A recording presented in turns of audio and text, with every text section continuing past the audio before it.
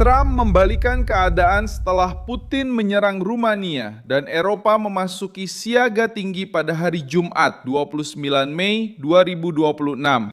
Karena drone Rusia memasuki wilayah udara Rumania selama serangan terhadap Ukraina dan menghantam gedung tempat tinggal di Galati di timur Rumania, sebuah negara anggota NATO. 2 orang terluka, penduduk dievakuasi dengan tergesa-gesa, dan F-16 dikerahkan untuk melindungi langit Rumania. Sementara para pemimpin Eropa bergegas mengecam Moskow dan meminta aliansi untuk bereaksi, Trump menahan tekanan dan tidak menyerahkan perang otomatis dengan Rusia kepada birokrat yang itu-itu saja. Eropa berteriak meminta pertahanan kolektif, tetapi fakta ini mengungkapkan kebenaran yang tidak nyaman. Mereka yang selama bertahun-tahun berbicara tentang menghadapi Putin masih bergantung pada kekuatan militer Amerika ketika api mendekati perbatasan. Apa yang coba diuji oleh Putin? Mengapa Eropa panik? Bagaimana Trump membalikan keadaan? Saya akan segera menceritakan semuanya kepada Anda.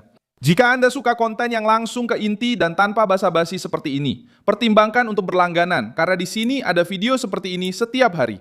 Serangan itu terjadi pada dini hari ketika Rusia meluncurkan drone ke sasaran-sasaran Ukraina yang dekat dengan perbatasan Rumania. Salah satu perangkat tersebut masuk ke wilayah udara Rumania dan jatuh di atas blok apartemen di Galati, sebuah kota di tenggara Rumania.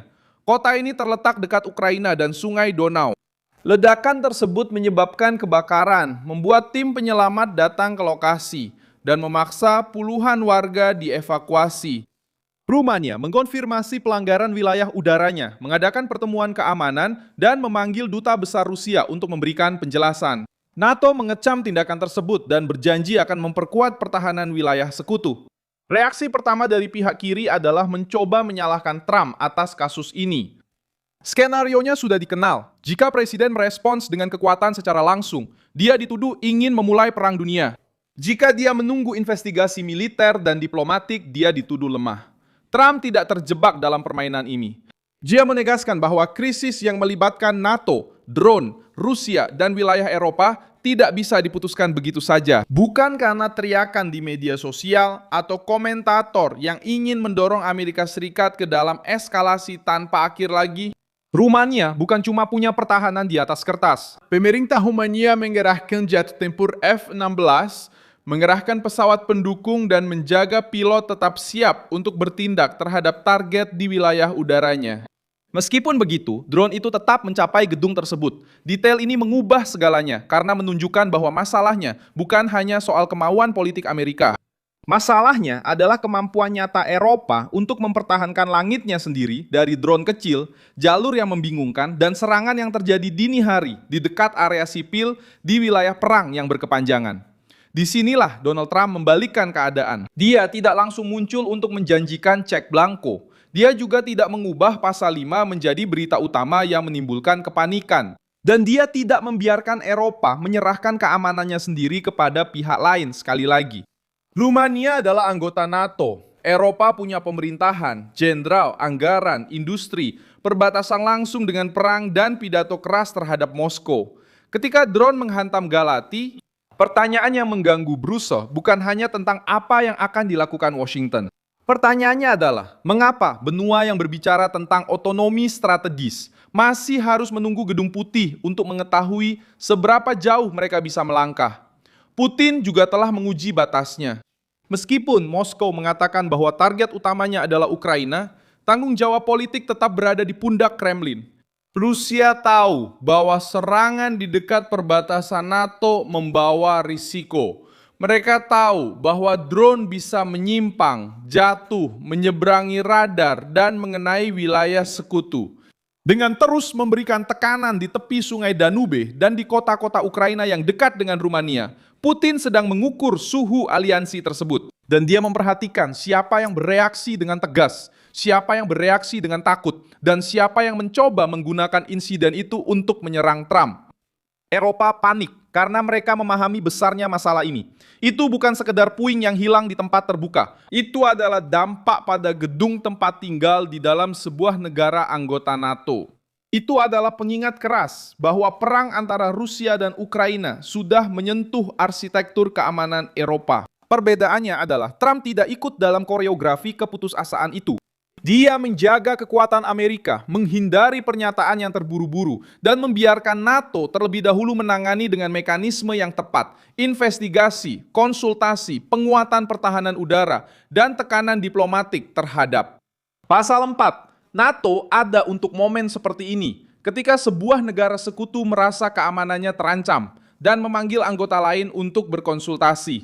Pasal 5 adalah tingkat yang berbeda karena membahas tentang pertahanan kolektif setelah serangan terhadap anggota aliansi. Trump menahan kekacauan ini karena dia tahu bahwa perbedaan antara berkonsultasi dengan sekutu dan terlibat konfrontasi langsung dengan kekuatan nuklir itu sangat besar. Kepemimpinan yang serius tidak melewati tahapan demi mencari headline. Marco Rubio sudah menunjukkan garis yang lebih realistis. Amerika Serikat bisa membantu jika ada peluang hasil, tapi tidak ingin terjebak dalam pertemuan tanpa akhir yang tidak mengubah situasi di medan perang. Washington tidak perlu meninggalkan Rumania untuk menghindari histeria, juga tidak perlu menyatakan perang untuk menunjukkan kekuatan. Trump memaksa Eropa untuk menghadapi tanggung jawab sambil menjaga kekuatan Amerika sebagai alat tekanan, bukan sebagai tombol otomatis di tangan para birokrat asing. Reaksi NATO juga menunjukkan bahwa kasus ini harus menghasilkan penguatan pertahanan, terutama terhadap drone. Galati mengungkapkan sebuah kelemahan praktis. Mendeteksi tidak berarti menetralkan. Menerbangkan pesawat tempur tidak menyelesaikan segalanya ketika targetnya kecil, cepat, dan bisa jatuh di area perkotaan. Karena itu, tuntutan berikutnya adalah radar yang lebih baik, pertahanan udara jarak pendek, dan koordinasi yang lebih cepat antara Rumania, Polandia, negara-negara Baltik, dan anggota garis depan lainnya. Antara Rumania, Polandia, negara-negara Baltik, dan anggota garis depan lainnya. Perang modern tidak menunggu pidato indah. Ia menguji peralatan, kesiapan, dan komando. Perbandingan terpenting datang dari Polandia pada November 2022. Dalam peristiwa itu, sebuah ledakan menewaskan 2 orang di Preziodov, dekat perbatasan dengan Ukraina, dan banyak orang langsung menyalahkan Rusia. Setelah itu, penyelidikan menunjukkan bahwa rudal tersebut kemungkinan besar berasal dari pertahanan udara Ukraina saat mencoba mencegat serangan Rusia. Pelajaran itu sangat berat. Ketika NATO bertindak dengan tergesa-gesa, mereka bisa mengubah tragedi menjadi kesalahan strategis. Trump memahami jenis jebakan seperti ini. Oleh karena itu, dalam kasus Rumania, responsnya harus tegas terhadap Moskow, tetapi tetap berdasarkan fakta. Tekanan terhadap Putin tidak membutuhkan sandiwara. Tekanan itu bisa datang melalui penguatan militer di sayap timur, pertahanan terhadap drone, sanksi yang lebih terarah, pertukaran intelijen, dan peningkatan biaya untuk setiap pelanggaran wilayah udara sekutu. Inilah logika yang menjadi perhatian Amerika Serikat, mencegah Rusia menormalisasi jatuhnya drone di wilayah NATO, tanpa membiarkan Eropa mengubah setiap insiden menjadi alasan agar Washington menanggung risiko terbesar sendirian. Donald Trump membalikan keadaan karena dia mencegah narasi anti-Trump menggunakan Rumania sebagai dalih untuk 2 kebohongan sekaligus. Kebohongan pertama adalah mengatakan bahwa kehati-hatian adalah kelemahan. Kebohongan kedua adalah pura-pura bahwa Eropa siap menghadapi Vladimir Putin sendirian, sementara mereka masih menunggu reaksi dari Amerika Serikat. Drone di Galati menghantam Rumania, melukai warga sipil dan membuat NATO ketakutan. Donald Trump tidak perlu berteriak untuk mengendalikan permainan ini. Dia perlu menjaga Gedung Putih tetap tenang, memastikan aliansi tetap berada di jalur respons yang terukur, dan menegaskan bahwa uang, tentara, dan kekuatan Amerika Serikat tidak akan digerakkan oleh kepanikan Eropa, melainkan oleh kepentingan Amerika. Saya Milson Alves Global, seorang internasionalis, dan tujuan saya adalah membuat Anda tetap mendapat informasi yang benar setiap hari. Tautan berita ada di deskripsi video. Beri like pada video ini, subscribe ke channel, dan di akhir, lihat komentar agar Anda bisa lebih terlibat dengan komunitas Milson Alves.